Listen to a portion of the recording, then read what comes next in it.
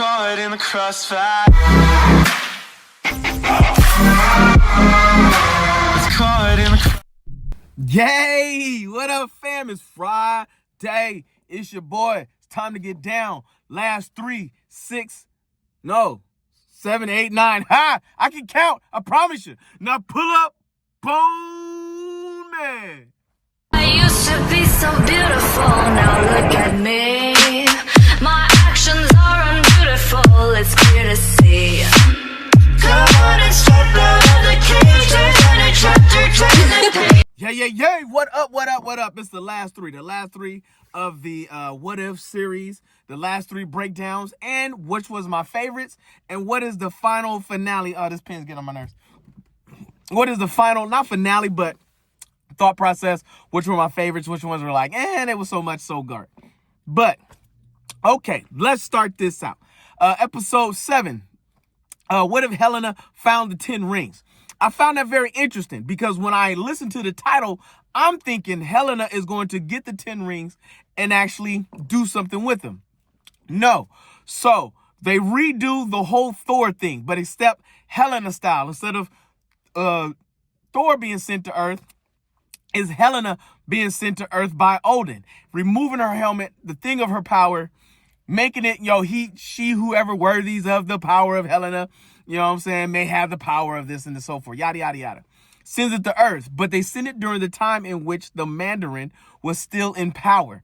So this is before Thor and Loki were even born or thought of at this particular time, if you need a question on the timeline.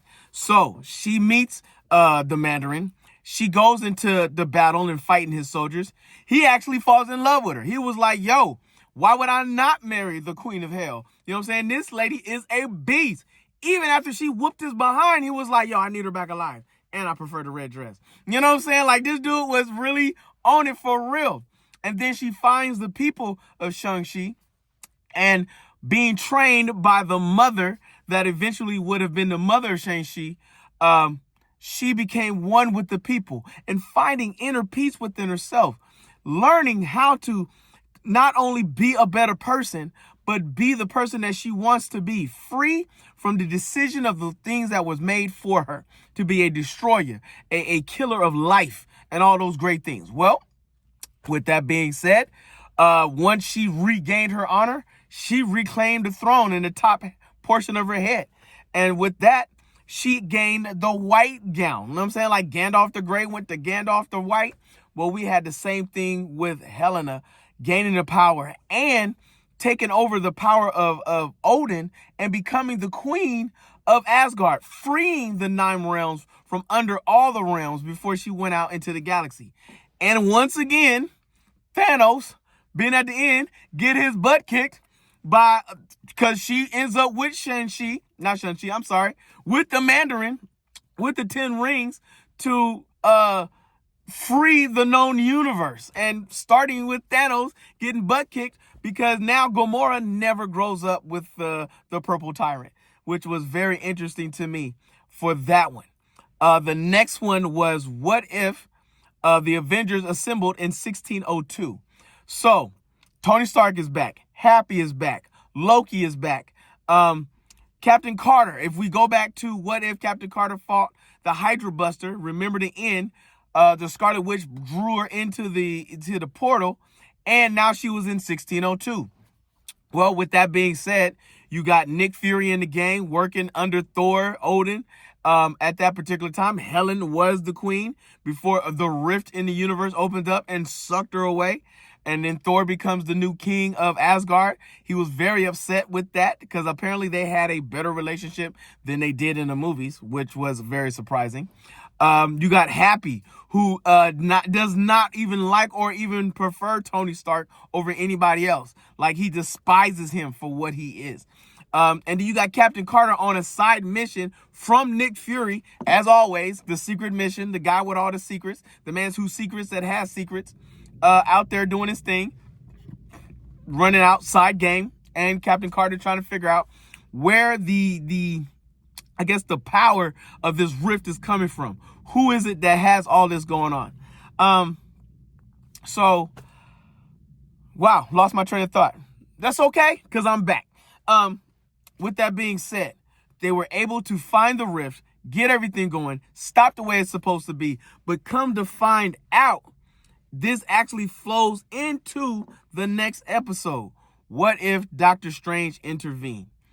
Well, Doctor Strange, if you remember the last one, had the most saddest, depressing, downtrodden story of all times. Because of love, he destroyed his universe. And in doing so, he became just the only thing left in his particular universe, period. Well, over the course of times, his time of loneliness, his time of solitude, his time of being the keeper, the watcher, drove him insane to a point to where he would bring in all the destroyers of their galaxies. The Thanoses, the Rockets, everybody that had an alternate universe that was going to destroy the universe.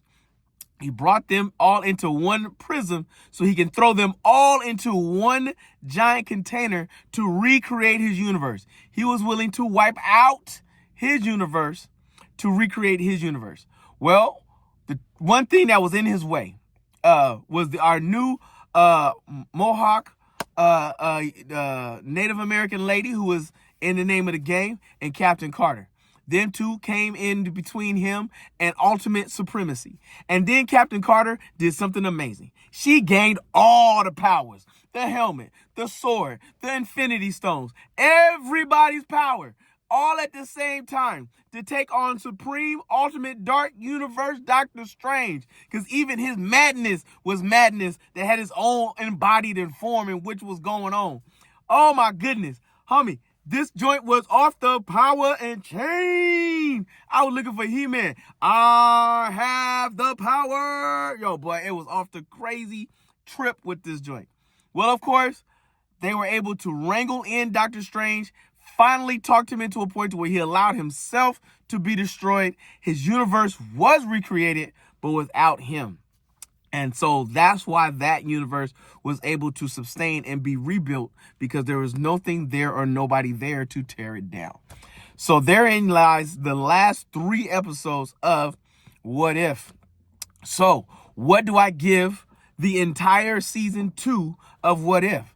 I don't think I rated the first one. I don't think I even gave it a rating for the first one. Because the first one was so brand new, I gave it a 4.0. It was very new. It was innovative, but it was new to those that don't read comic books. So we've been having What If forever, but to see it become live action, to see Party Thor and Captain Carter for the first time, and all the different aspects, and T'Challa being Star-Lord, and all these things that came about, that was pretty dope. I find this one here, I'm going to rate this one all around like a 3.8, 3.9, just a rate below. For a couple reasons. One, bruh, how many times y'all gonna wrangle on Thanos getting whooped on? You know what I'm saying? Like, bro, I get it. Y'all, like, this man snapped y'all away, and y'all just found a way to smack him up all the way through this thing. And it didn't have as many episodes that I enjoyed as much as I did the first one. Not saying that I did not enjoy any piece of the What If. But the last episode, episode 9, What If Doctor Strange Intervened, was one of my favorites. I felt that had the most action. It had the most popping of everything. And then you could see all the characters. I feel like on a more of a comic book standpoint, it relates to me a little bit more just because I know how the characters work. The next one I enjoyed very much was the young Native American being introduced into the game. What if she had changed the new world and how it was formed and created? I thought this was very good. I thought this was very well done. I like introduction of a new character, fresh off the pages, off the mat. That was my number 2. Number 3 was my Star-Lord. Coming back as a child, whooping up on everybody, having the power to do all these things and get in there. My fun episode, my episode that I would like to say brought the most enjoyment, was the What If Happy Save Christmas. Because I'm telling you, there was more Die Hard references in that episode than there was in anything out there. I mean, they literally connected the Nakatomi building and Bruce Willis to a T, down to the cop eating the Twinkies. You know what I'm saying? Like, I loved every portion of it. Carl Winslow, you are loved.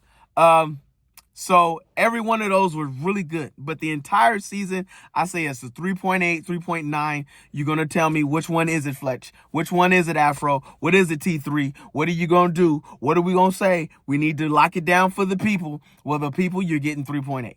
It's like right on the cusp, right there on the cusp. But it was an enjoyable watch. It was a fun get down. What If season 2 on the get down? They opened it for season 3, so you know what's going to happen.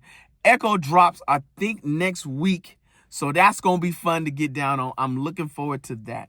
So, with that being said, you see your mans in the streets? Hit them with the beats. And hit them with a jingle jangle, baby. Jingle jangle.